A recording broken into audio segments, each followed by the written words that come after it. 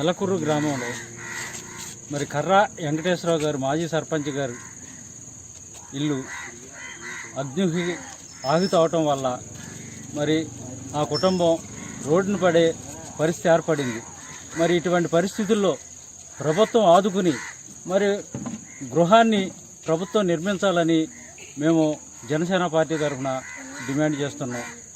అదే కాకుండా మనకి దాదాపుగా 30 కిలోమీటర్ దూరంలో ఉన్న అగ్నిమాపక కేంద్రం వచ్చేసరికి కనీసం ఒక గంటనే పడుతుంది.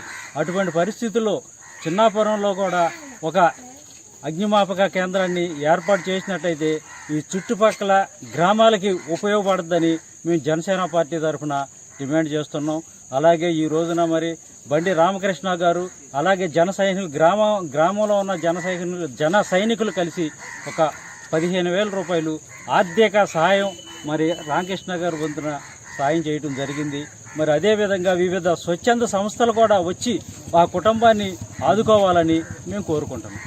గ్రామంలో కర్రా వెంకటేశ్వరరావు గారు మాజీ సర్పంచ్ గారు అక్కడ నిన్న గ్యాస్ కాకుండా ఈరోజు ఉదయం 10 గంటలకి మరి కరెంటు సర్క్యూట్ అవ్వడం వల్ల మొత్తం ఇల్లంతా కూడా అంటుకుపోయి గ్యాస్ బండ్ కూడా లాగి ఊరందరూ వచ్చి మరి సహాయం చేయడం వల్ల ప్రాణ నష్టం లేకుండా ఉన్నప్పటికీ ఇంట్లోంచి కట్టు బట్టలతో బయటకు వచ్చారు.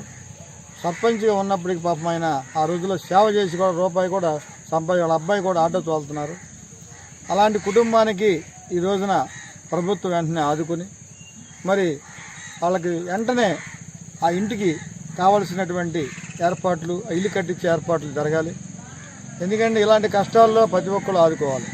ఇక్కడే కాకుండా గ్రామస్తులు కూడా మనం మరి మాజీ సర్పంచ్ గారిని ఆదుకోవాలి. అదొకటే కాకుండా ఇవాళ ఫైర్ ఇంజిన్ అందుబాటులో లేకపోవడం వల్ల వెంటనే ఆర్పడానికి కుదరల. అదే చిన్నాపురం గ్రామంలో ఉంటే దిగువన ఉన్నటువంటి అన్ని గ్రామాలకి కూడా ఒక 10 నిమిషాల్లో ఫైర్ ఇంజిన్ రావడం జరుగుతుంది. లేదా ఇటు నుంచి మచిలీపట్నం నుంచి రావడానికి గంట పడుతుంది, గంటలో ఏం ఉండదు ఇక్కడ. అలాగే అవినిగడ్డ నుంచి వచ్చినా కూడా అదే పరిస్థితి. వెంటనే ప్రభుత్వం ముందు వసతులు కల్పించాలి. అలాగే జనసేన పార్టీ తరఫున మేము కూడా ఏదో వచ్చి చూసి వెళ్ళిపోవడం కాదు, మా వంతు మేము